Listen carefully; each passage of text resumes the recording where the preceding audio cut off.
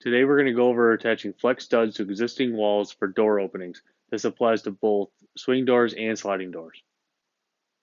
As discussed in our videos for framing door openings, it's extremely important that the studs within that door opening be perfectly plumb.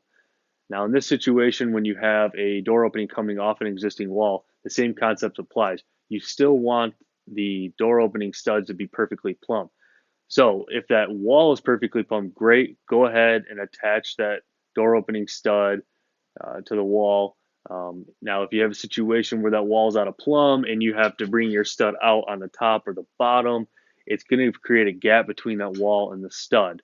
Now, again, we want the stud to be perfectly plumb, so you're going to have to come up with a shim or something behind that stud to make sure that that stud remains plumb and it is solid. What this is also going to do is going to create a gap between that stud and the wall. Now, we don't provide anything to fill this gap. It's going to be on the installation company, the general contractor, whoever, to come up with a filler between that stud and the wall. Because again, the most important thing is to make sure that the door opening stud is perfectly plumb. Once you have the door opening stud coming off the existing wall established, you can go ahead and continue framing your door opening as well as the rest of the wall. Go ahead and check out the video on how to do that. If you have any questions regarding studs coming off existing walls, please contact our office.